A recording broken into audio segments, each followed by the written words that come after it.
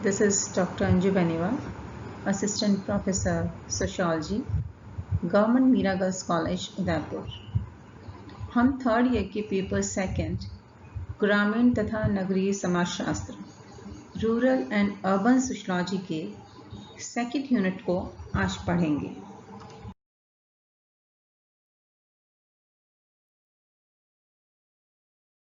नगरीय समाज की लाक्षणिक विशेषताएं, distinctive characteristics of rural and urban society. सामान्यतः हम देखते हैं कि समाज को दो भागों में बांटा गया है, ग्रामीण तथा नगरीय, और प्रत्येक मनुष्य इनमें से किसी भी एक समाज में निवास करता है। गांव और नगर मानव जीवन के दो पहलू हैं। गांव प्रकृति के निकट संपर्क में पाया जाता है, जबकि नगरों में कृत्रिमता की प्रधानता होती है। जहां मानव और प्रकृति के बीच अंतःक्रिया का रूप अधिक निकट, प्रत्यक्ष और गहन है, वो गांव है, और जहां इन दोनों के बीच संबंध अप्रत्यक्ष और क्षीण है या कमजोर है, वह नगरीय स्थिति है। इन दोनों के पर्यावरणों में हम पर्याप्त अंतर देखते हैं। ये पर्यावरण संबंधी अंतर ही दो भिन्न प्रकार के समाज और सामाजिक जीवन को जन्म देता है। ग्रामीण समाज और नगरीय समाज की लाक्षणिक विशेषताओं को समझने के लिए ग्रामीण और नगरीय जीवन के अंतर को जानना आवश्यक है कि इन दोनों समाजों के जीवन में क्या अंतर पाया जाता है, और इस प्रकार इन दोनों प्रकार के जीवन की तुलना करने से ये तथ्य स्पष्ट हो जाएगा कि ग्रामीण और नगरीय समाजों की विभिन्न सामाजिक संरचना तथा जीवन प्रक्रिया उनके पर्यावरणों का ही परिणाम है। ग्रामीण और नगरीय समाज को स्पष्टता समझने हेतु हम गांव और नगर की अवधारणा को या पृथक पृथक रूप से समझने की कोशिश करेंगे। हम बात करते हैं ग्रामीण समाज की। ग्राम तथा नगर की परिभाषा में हमारे सामने कुछ कठिनाइयां हैं, क्योंकि विभिन्न विद्वानों ने अलग अलग आधारों पर इनकी परिभाषाएं दी हैं। व्यवसाय के आधार पर गांव उन समुदायों को कहा जाता है जहां अधिकांश लोग कृषि कार्य करते हैं, और नगर उन समुदायों को कहा जाता है जहां के निवासी गैर कृषि व्यवसायों में लगे होते हैं। समाजशास्त्रीय दृष्टि से गांव वह क्षेत्र है जहां प्राथमिक संबंध है, यानी जहां आमने सामने के निकट संबंध पाए जाते हैं, तथा हम की भावना है और सामुदायिक भावना पाई जाती है। डी सैंडरसन ने एक डेफिनेशन दी थी ग्रामीण समाज की। डी सैंडरसन के अनुसार एक ग्रामीण समुदाय संघ का वह स्वरूप है जो एक स्थानीय क्षेत्र में जनता एवं उनकी संस्थाओं के बीच पाया जाता है, जिसमें बिखरे हुए खेतों की झोंपड़ियों में से एवं एक ग्राम में रहते हैं, जो प्राय उनकी सामान्य गतिविधियों का केंद्र होता है। यानी कि गांव एक ऐसा स्वरूप है जो वहाँ की जो स्थानीय जनता है, स्थानीय क्षेत्र में रहने वाली जनता है, और उसकी जो संस्थाएं हैं, उनके बीच में संबंध जो पाया जाता है, और ये खेतों की झोंपड़ियों में बिखरे रहते हैं, और ये गांव में रहते हैं, और ये गांव उनकी सामान्य गतिविधियों का केंद्र होता है। ये डेफिनेशन डी सैंडरसन ने अपनी पुस्तक rural sociology and rural social organisation के अंदर दी थी। एनसाइक्लोपीडिया ऑफ सोशल साइंसेस के अनुसार एक एकाकी परिवार से बड़ा संबंधित व असंबंधित लोगों का समूह जो एक बड़े मकान अथवा निवास के अनेक स्थानों पर रहता हो, घनिष्ठ संबंधों से आबद्ध हो, तथा कृषि योग्य भूमि पर मूल रूप से संयुक्त रूप से कृषि करता हो, ग्राम कहलाता है। हमने देखा कि ग्रामीण समाज के अंदर आमने सामने के संबंध पाए जाते हैं। अभी हमने बात की थी प्राथमिक संबंध पाए जाते हैं, तो प्राथमिक संबंध होते हैं आमने सामने के संबंध। आमने सामने के संबंध पाए जाते हैं जिसमें सामूहिक जीवन के लिए अधिकांशतः सामाजिक, आर्थिक, शैक्षणिक, धार्मिक व अन्य सेवाओं की आवश्यकता होती है। इस प्रकार ग्रामीण समाज में कृषि की प्रधानता, प्रकृति से निकटता, प्राथमिक संबंधों की बहुलता, सामाजिक एकरूपता, गतिशीलता का अभाव, दृष्टिकोणों व व्यवहारों में सामान्य सहमति आदि विशेषताएं जनरली जो है विशेषताएं पाई जाती हैं और इन विशेषताओं के आधार पर हम गांवों के बारे में जानकारी प्राप्त कर सकते हैं।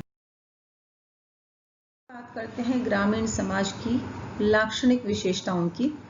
काफ़ी कुछ विशेषताएं हम पहले बता चुके हैं कि एक ग्रामीण समाज के अंदर कौन कौन सी विशेषताएं पाई जाती हैं। इसकी प्रमुख विशेषताएं होती हैं कृषि पर निर्भरता, क्योंकि ग्रामीण समाज के अंदर अधिकांश जनसंख्या कृषि पर निर्भर होती है, तो कृषि पर निर्भरता पाई जाती है। कुल पर्यावरण की भिन्नता होती है।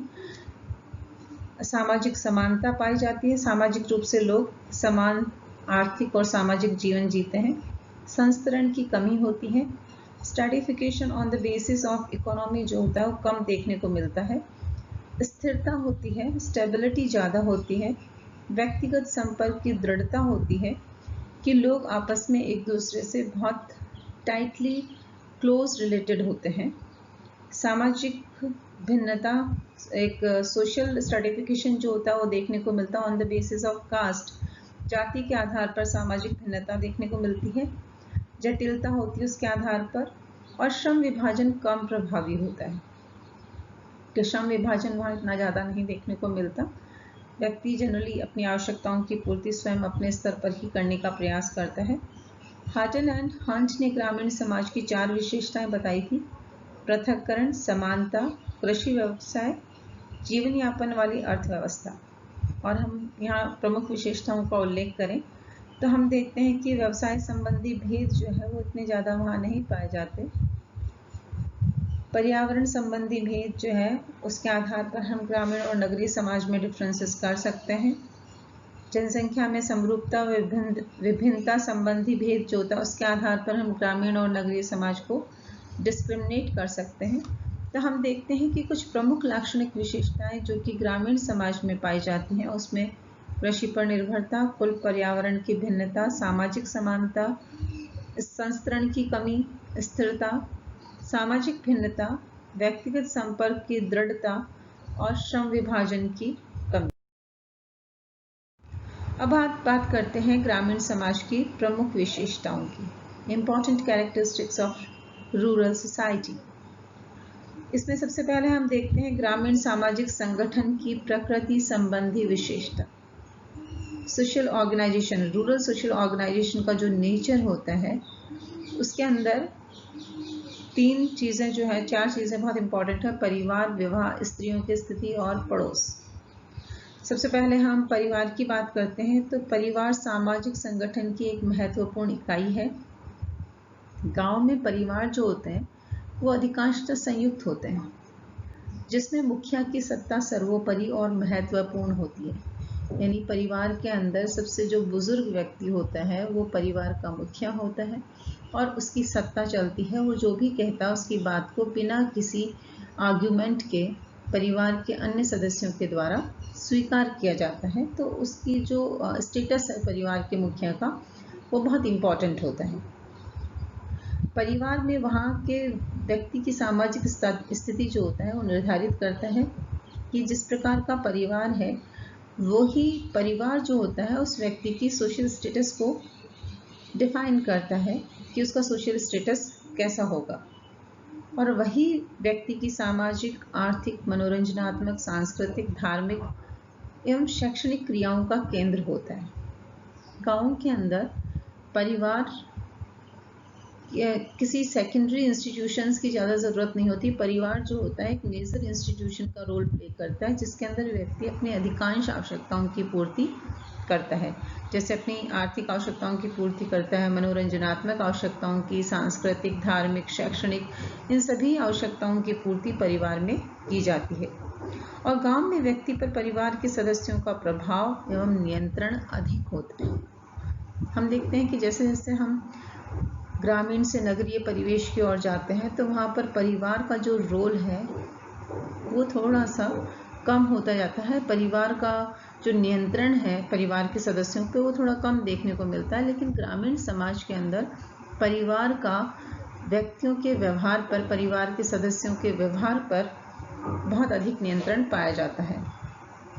कोई भी व्यक्ति अपने परिवार के विरुद्ध जाकर किसी भी प्रकार का कार्य करने या किसी भी प्रकार का निर्णय लेने की नहीं सोचता। परिवार वहाँ महत्वपूर्ण है, बहुत ज़्यादा इम्पॉर्टेंट रोल जो है परिवार का रहता है। सेकंड है विवाह। ग्रामीण समाज में विवाह दो परिवारों को जोड़ने वाली कड़ी होती है। विवाह का निर्धारण जो होता है जनरली जो परिवार के जो लड़का लड़की के परिजन होते हैं वो और उनके रिश्तेदारों का महत्वपूर्ण हाथ होता है। अधिकांश व्यक्ति अपनी जाति में ही विवाह करते हैं और सामान्यतः हम देखते हैं कि बाल विवाह अधिक होते थे पहले, लेकिन अब धीरे धीरे स्थिति परिवर्तित होती जा रही है। अंतर्जातीय विवाह और अंतर धर्म विवाह जो होते हैं वो कम देखने को मिलते हैं। व्यक्ति अपनी ही जाति विशेष के अंदर विवाह को प्राथमिकता देता है और पहले जैसे होता था कि लड़का लड़की अपनी पसंद से विवाह नहीं कर सकते थे। परिवार वालों का रोल सबसे इम्पॉर्टेंट होता था। परिवार के सदस्य ही डिसाइड करते थे कि आपका जीवन साथी कौन होगा। वर्तमान समय में काफ़ी कुछ परिवर्तन देखने को मिला है, लेकिन स्टिल अभी भी परिवार के लोगों का, परिजनों का, रिश्तेदारों का व्यक्ति के विवाह के अंदर महत्वपूर्ण योगदान रहता है। स्त्रियों की स्थिति। ग्रामीण समाज में स्त्रियों की स्थिति निम्न होती है। जनरली वे पर्दा प्रथा का पालन करती हैं और उनकी दुनिया घर की चार दीवारी या जो चूल्हा चौका होता है उस तक ही सीमित होती है।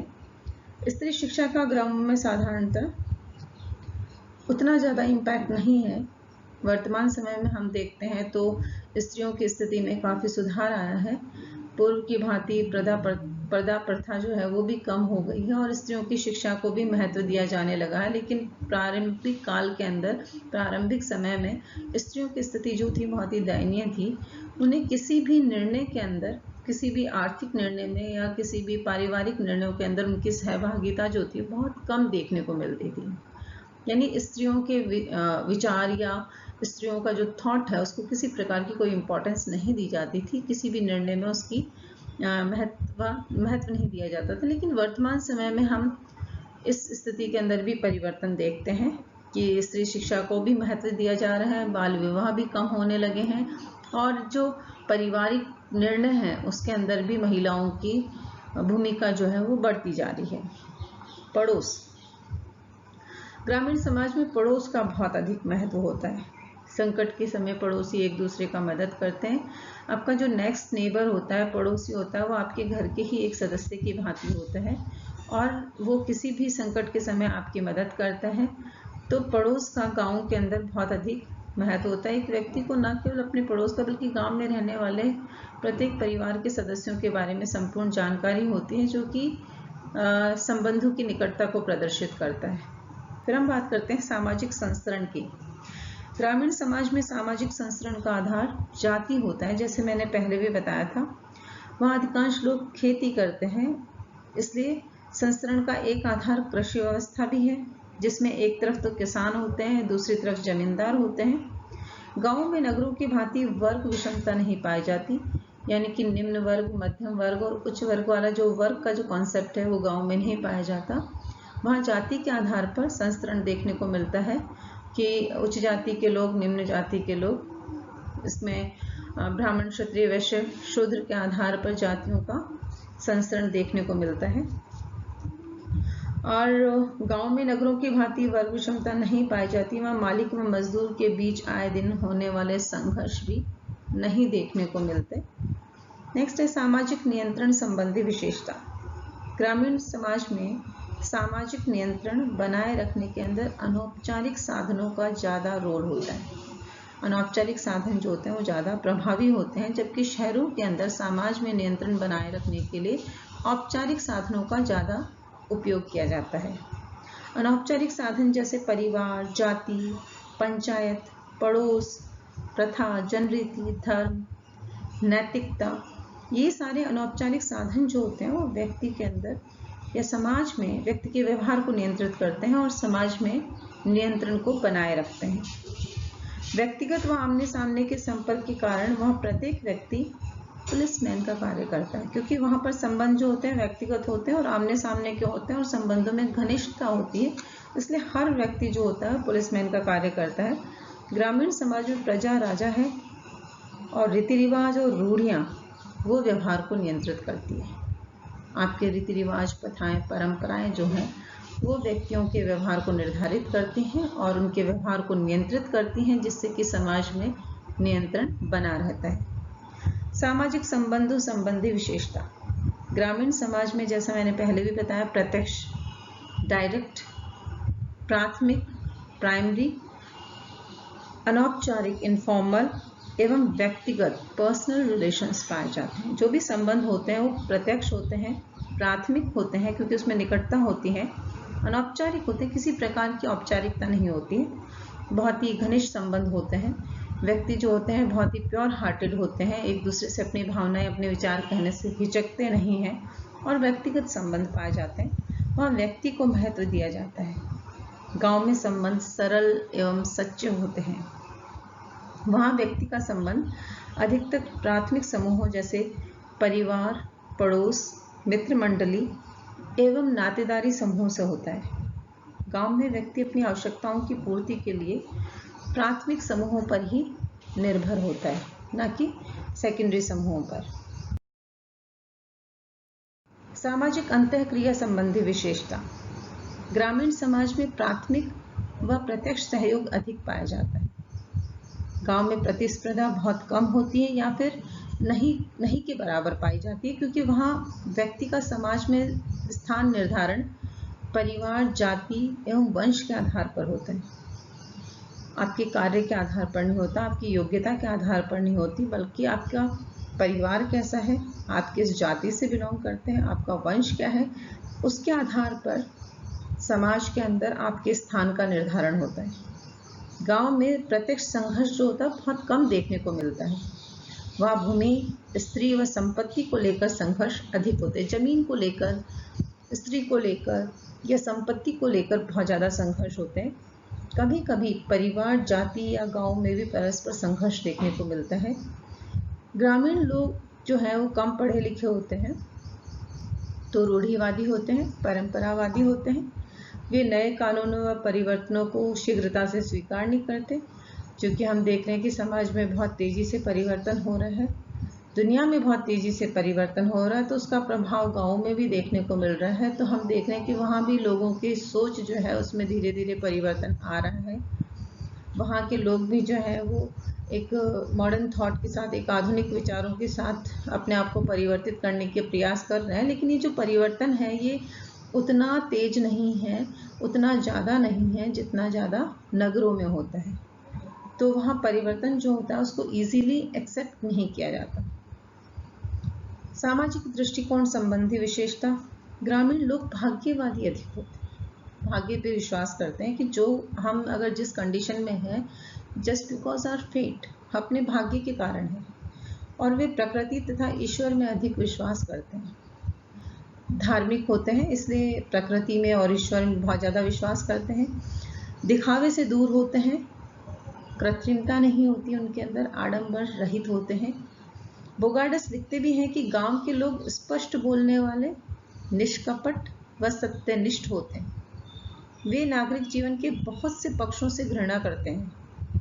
ग्रामीण संस्कृति सामान्यतः रूढ़िवादिता की ओर झुकी रहती है। ग्रामीण संस्कृति के लोग जो है, ग्रामीण समाज के लोग जो होते हैं वो प्रकृति और ईश्वर दोनों में बहुत ज़्यादा विश्वास करते हैं और धार्मिक प्रकृति के होते हैं, इसलिए ईश्वर में भी बहुत ज़्यादा विश्वास करते हैं। और समाज में कुछ भी घटित होता है तो उसके लिए ईश्वर को उसके लिए उत्तरदायी मानते हैं। अपने खुद के सामाजिक जीवन में कुछ भी घटित होता है तो उसके लिए भी ईश्वर को उत्तरदायी मानते हैं। अपनी जो सामाजिक स्थिति है उसके लिए भी वो ईश्वर को ही उत्तरदायी मानते हैं कि ईश्वर ने उन्हें इस तरीके की सामाजिक स्थिति के अंदर रखा है। तो वो ज़्यादातर ग्रामीण लोग जो होते हैं भाग्यवादी होते हैं, कर्म में विश्वास कम करते हैं, भाग्य में विश्वास ज़्यादा करते हैं। सामाजिक गतिशीलता व स्थायित्व संबंधी विशेषता। ग्रामीण समाज स्थायित्व का प्रतीक है। स्टेबिलिटी वहाँ पर ज़्यादा है। एक घड़े में शांत जल के समान है, जिसमें कि चेंजेस जो हैं वो बहुत कम देखने को मिलते हैं। गतिशीलता का सामान्यतः वहाँ अभाव पाया जाता है, लेकिन वर्तमान परिप्रेक्ष्य में हम इस बात को नहीं कह सकते, क्योंकि गांव में भी तेजी से अब परिवर्तन हो रहे हैं।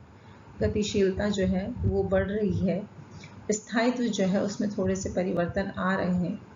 सामान्यतः ये माना जाता है कि गांव के लोग अपना स्थान नहीं छोड़ते हैं, लेकिन वर्तमान समय में गांव से शहरों की ओर पलायन भी बहुत देखने को मिला।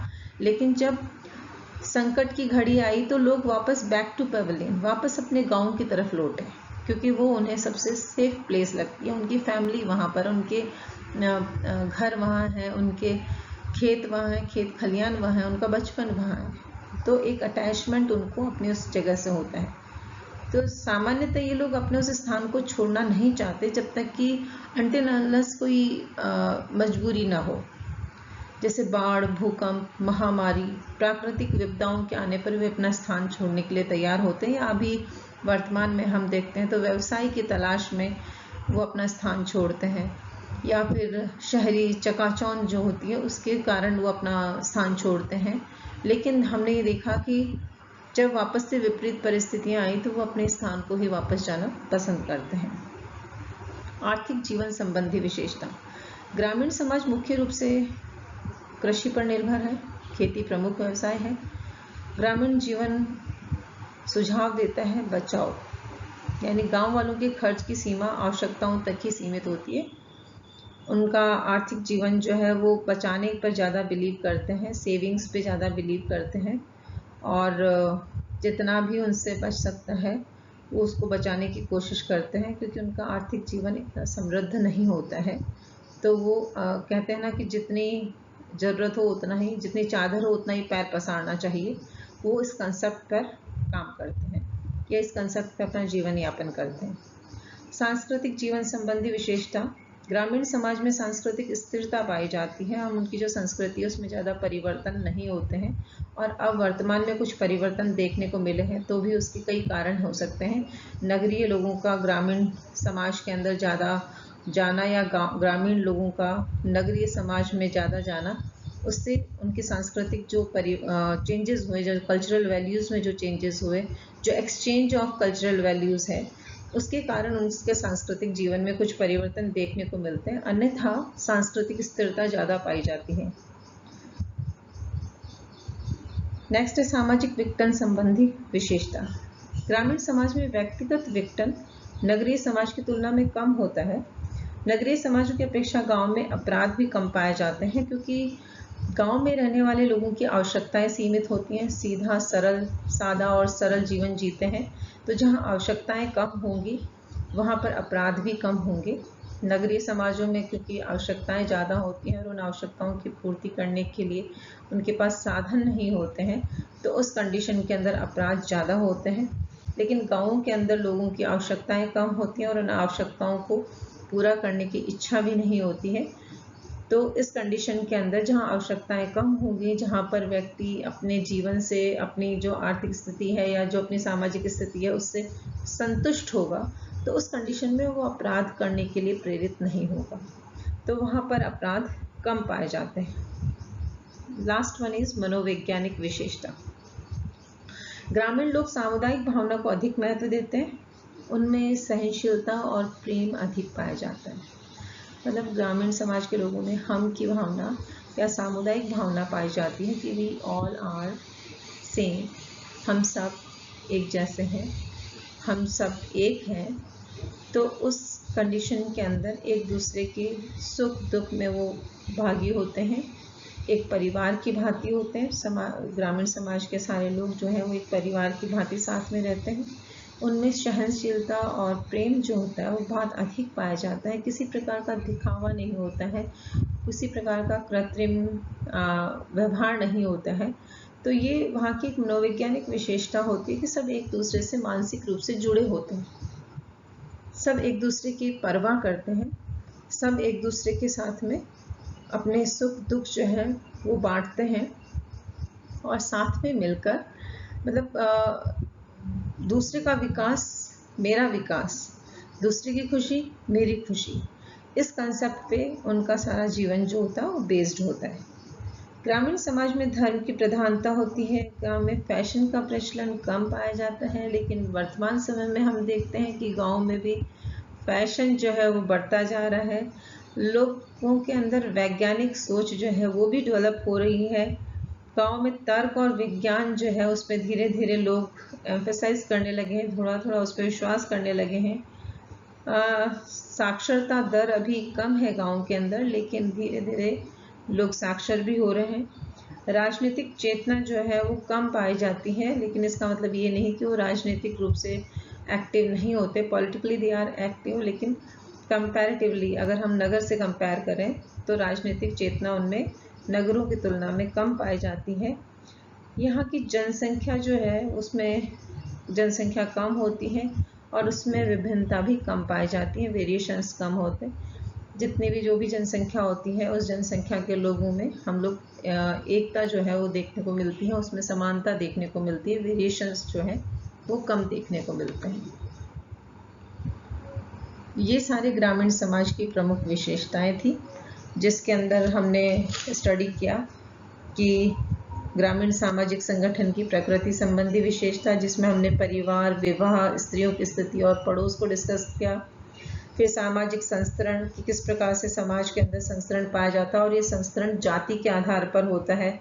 सामाजिक नियंत्रण अनौपचारिक साधनों के द्वारा किया जाता है। सामाजिक संबंध जो है वो प्राथमिक स्तर के होते हैं। सामाजिक अंतःक्रिया जो होती है वो लोगों में ज़्यादा देखने को मिलती है। प्रतिस्पर्धा बहुत कम होती है, आपस में लोग जो हैं वो एक दूसरे के साथ में बहुत ज़्यादा घुल मिल कर रहते हैं। और समाज में स्थान का निर्धारण परिवार, जाति और वंश के आधार पर होता है। सामाजिक दृष्टिकोण संबंधी विशेषता, इसमें लोग भाग्यवादी अधिक होते हैं, उनका जो दृष्टिकोण होता है वो धार्मिक दृष्टिकोण या भाग्यवादी दृष्टिकोण ज़्यादा होता है। सामाजिक गतिशीलता कम देखने को मिलती है, स्थायित्व जो होता है वो बहुत ज़्यादा होता है। अनटिल अनलेस, जब तक कि कोई बहुत ज़्यादा मजबूरी नहीं हो, वो अपना स्थान नहीं छोड़ते हैं। आर्थिक जीवन उनका मुख्यतः कृषि पर निर्भर होता है और कृषि जो है वो प्रकृति पर निर्भर होता है, किस तरह की बारिश होती है उस पर निर्भर होता है। तो इनका जीवन जो है वो मोस्टली एग्रीकल्चर बेस्ड होता है, आर्थिक जीवन। सांस्कृतिक जीवन में बहुत कम परिवर्तन देखने को मिलते हैं, क्योंकि इनका जो कल्चर बेस्ड होते हैं उसमें ये लोग रिजिड होते हैं अपनी संस्कृति को लेकर। ग्रामीण संस्कृति में परंपरा को ये लोग अधिक महत्व देते हैं, अपनी परंपराओं को सहेज कर रखने का कार्य करते हैं। उनमें बहुत तेज़ी से परिवर्तन ये लोग एक्सेप्ट नहीं करते हैं। सामाजिक विघटन जो होता है वो व्यक्तिगत विघटन या सामाजिक विघटन जो होता है वो नगरों की तुलना में काफ़ी कम पाया जाता है। गाँव के अंदर अपराध जो होते हैं वो भी कम होते हैं। और मनोवैज्ञानिक विशेषता को देखें तो वहाँ पर सामुदायिक विशेषता बहुत ज़्यादा पाई जाती है। गांव एक समुदाय की तरह रिएक्ट करता है, उसमें सभी लोगों में हम की भावना, वी फीलिंग जो है वो देखने को मिलती है कि सारे के सारे लोग एक साथ मिलजुल कर रहते हैं। तो ये सारी ग्रामीण समाज की प्रमुख विशेषताएं थी।